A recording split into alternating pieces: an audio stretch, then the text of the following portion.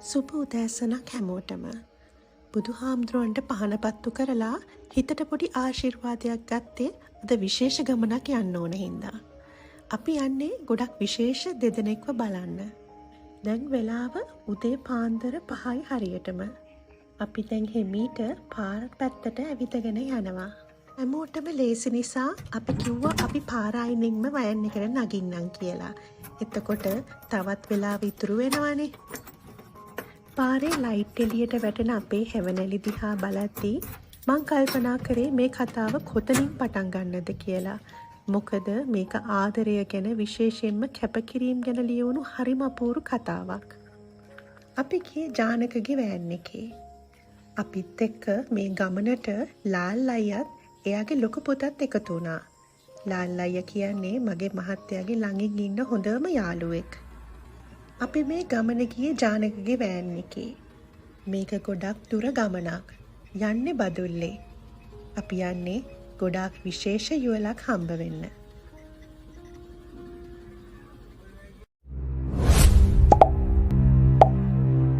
Stories by Sandula. අපි යන අතරමඟ මුළු පළාතම සුදු මීදුමෙන් වැහිලා තිබුණේ හරිම ලස්සනට. ඒ මීදුමස්සෙන් හිරු එළිය එබිකම් කරනකොට පරිසරයට ගෙනාවේ පුදුම නිස්කලංක බවක්.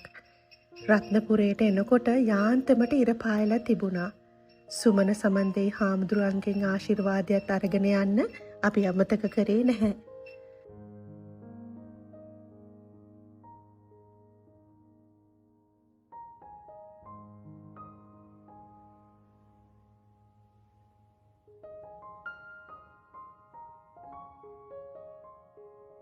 පාන්දර පිටවෙච්ච නිසාත් පොඩි බඩගින්නක් දැනුන නිසාත් අපි පාරේ අයිනේ තිබෙන පොඩි රෙස්ටරන්ට් එක නැවැත්තුවා උදේට කෑම කන්න. රස්නට කෑම ටික තිබිච්ච නිසා අපි ඉක්මනට කෑවා. තව දුරක් යන්න තියෙන නිසාත් කෑම කාලා අපි වැඩි වෙලාවක් ඉන්නේ නැතුව ආයෙමත් ගමන පටන් ගත්තා.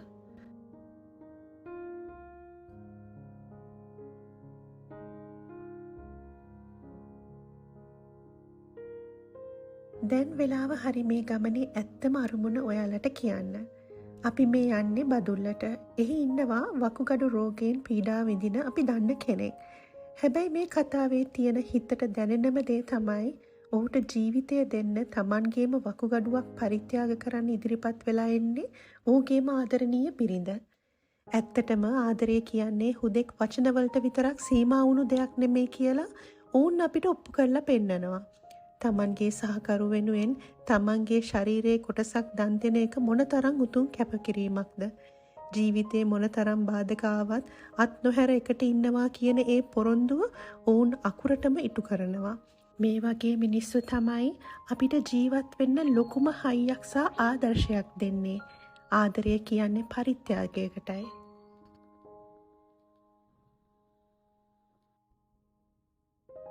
වෑන් එක ඇතුලේ තිබුණේ පුදුම නිශ්ශබ්දතාවයක්. ලාල් අයියගේ පුතා එයාගේ පොතේ ගිලිලා හිටියා. මං ජනේලෙන් ඈත බලාගෙන ජීවිතය ගැන එක දේවල් කල්පනා කරා. ඇත්තටම ඊයේ රෑ වැඩත් එක්ක මට හරි හැටි නිින්දක් තිබුණේ නැහැ. ඒ නිදිමතයි ගමනේ විඩාවයි වටපිටාවේ තිබුණ ඒ සාමකාමී බවයි එක්ක මටත් නොදැනීම හිමීට ඇස්පිය වෙන්න ගත්තා.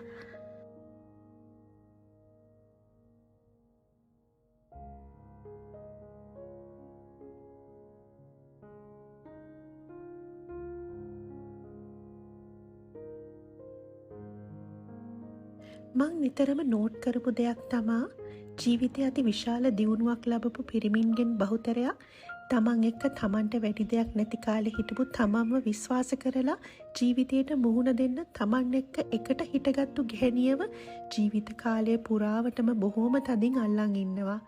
ඇය වෙනුවෙන් අති විශාල ගෞරවයක් ආදරයක් ප්‍රසිද්ධියේම දක්වන්න ඇය ගැන කතා කරන්න පසුබට වෙන්නේ නැහැ.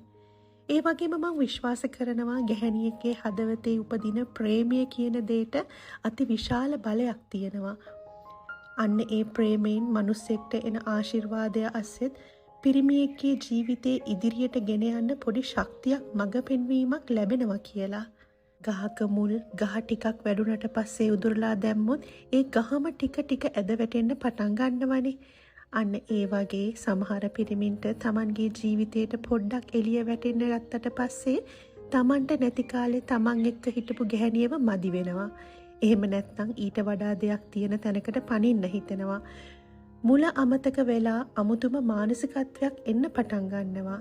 අන්න ඒ වගේ පිරිමින් කාලෙත් එක්කම ආයෙත් ඇද වැටෙන්න පටන් ගන්නවා. ඒත් ඒ දේ මම ප්‍රායෝගිකව දැකලා තියෙනවා. අර ආදරය ඇස්සේ තියෙන බලය ආශිර්වාදය නොවි සාපයක් බවට පත් වෙනවා. මං හිතන්නේ ඕක තමා තමන්ගේ හෘද සාක්ෂිය ස්වභාව ධර්මයේ සාධාරණත්වය එක්ක සමපාත නොවීම. තමන්ගේ ආරම්භයේ මුල අමතක වෙන තැනට ස්වභාව ධර්මයේ වුණත් හරියට බලන්නේ නැහැ.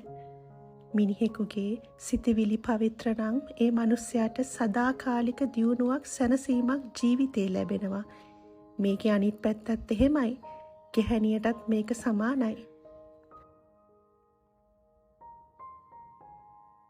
අපි දන්නේම නැතුව හපොතලේ ටවුන් එකටත් ඇවිල්ලා. ගොඩක් වෙලා වාහනේ ඇතුලේ ඉඳගෙන ආපු නිසා ටික ඇඟපත හොල්ලන්නත් එක්ක අපි වාහනින් බැස්සා. මෙතන වටපිටාව නම් හරිම ලස්සනයි. අර ඈතින් පේන්නේ උඩවලවේ ඩෑම් එකලු. මගේ මහත්තයා තමයි ඒක කිව්වේ. මෙතන වටපිටාව ගොඩක් ලස්සන නිසා අපි හිතුවා ෆොටෝස් ටිකකුත් ගන්න ඕන කියලා. ඔය අතරේ මට හිතුණා මෙතන තියෙන දඬු මොනරේ උඩ ඉඳගෙන ලස්සන ෆොටෝ එකක් ගන්න. හැබැයි වැඩේ කියන්නේ මම දන්නේම නැතුව වතුර ගොඩක් උඩ තමයි ඉඳගෙන තියෙන්නේ. මගේ ඇඳුම හොඳටම තෙමුණා. පින්තූර ගන්න ගිහින් අන්තිමට උනේ මට ලොකු පාඩුවක්. ඒත් පාඩුවක් කියලා කියන්නම බෑ. මගේ මහත්තයා ඊළඟට හම්බ වෙච්ච බණ්ඩාරවෙල ටවුන් එකේ ෆැෂන් බග් එකකින් මට අලුත්ම ඇඳුමක් අරන් දුන්නා. ඇඳුමක් කිව්වට මම කාලයක් තිස්සේ හොයාගෙන හිටපු ඩෙනිම් ස්කර්ට් එකක් තමයි මට ගන්න පුළුවන් වුණේ. ඉතින් කොහොමෙන් හරි මගේ වෝඩ්‍රෝබ් එකට තව ඇඳුමක් එකතු වුණා.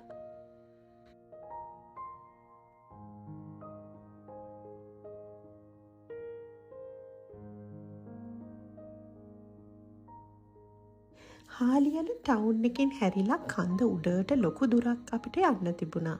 වංගු වලින් හැරි පටු නායගිය පාරවල් වලින් තමයි අපි ගියේ. එයාලගේ ගේ තිබ්බේ කන්ද මුදුනට වෙන්න. ඒ අවට පරිසරය නම් හරිම සුන්දරයි. පාර ටිකක් පටු නිසා වෑන් එක මග නවත්තලා අපිට ටික දුරක් පයින් නැවිදගෙන යන්න වුණා. අපිට කොච්චර මහන්සි දැනුණත් ඒ මහන්සි නැති කරා අවට තිබ්බ ලස්සන නිසා. ඒ අයගේ පෞද්ගලිකත්වයට ගරු කරන්න ඕන නිසා මම ඒගොල්ලන්ගේ ගේ ඇතුළවත් වීඩියෝ කරේ නැහැ. හැබැයි ඔවුන්ගේ ඒ ලස්සන පිරිසුදු ගෙවත්ත දැක්කම මට ඒක වීඩියෝ නොකර ඉන්න බැරි වුණා. වැඩිපුරම මම වීඩියෝ කරේ ඒගොල්ලන්ගේ වත්ත තිබිච්ච පිළිවෙල ඒ ලස්සන මල් ටික ඔයාලත් එක්ක ෂෙයා කරගන්න ඕන හින්දායි.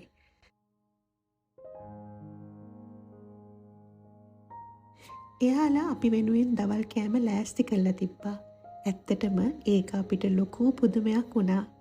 තමන්ගේ ජීවිතේ ලොකුම අභියෝගයකට මුහුණ දීලා මනසින් වගේම ගතින් පීඩා විඳින වෙලාවක වුණත් තමන් බලන්න ආපු අමුත්තන්ට සංග්‍රහ කරන්න ඕන අමතක කළේ නැහැ.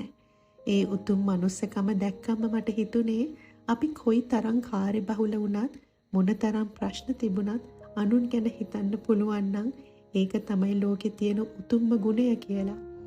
තමන් කොයිතරම් පීඩාවකින් හිටියත් අනිකා ගැන හිතන මේ වගේ මිනිස්සු තමයි මේ පුංචි ලෝකය තව තවත් ලස්සන කරන්නේ.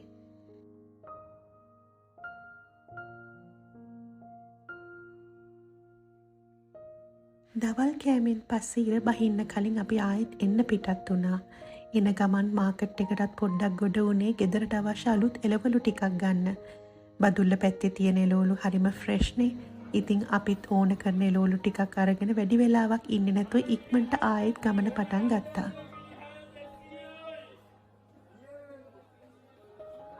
මං නිතරම විශ්වාස කරන දෙයක් තියෙනවා. ඒ තමයි සෑම සාර්ථක පිරිමියෙක් පිටුපසම ශක්තිමත් කාන්තාවක් ඉන්නවා කියන එක. ඒක නිකන් කියමනක් නෙමෙයි. ඒක තමයි ඇත්ත. හැබැයි ජීවිතේ සාර්ථක වෙන්න නම් දෙපාර්ශ්වයෙන්ම කැපවීම වෙන්න ඕනේ. අද අපි හම්බ වෙන්න ගිය මේ යුවලත් ඒකට හොඳම උදාහරණයක්.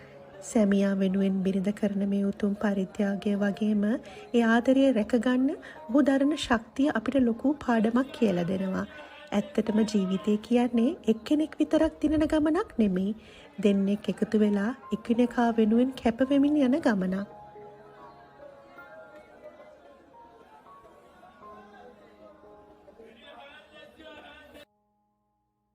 බදුල්ලෙන් අරගෙන ආපු ඒ ආදරය සහ කැපකිරීම ගැන මතකයත් එක්ක අපි දැන් හෙමීට ගෙදර යනවා. යන ගමන් හිතුවා පොඩ්ඩක් නවත්තලා තේ ටිකක් බොන්න මහන්සි යවා ගන්න. මං හිතනවා මේ කතාව ඔයාලගේ ජීවිතයටත් මොකක් හරි වටිනාකමක් එකතු කරන්න ඇති කියලා.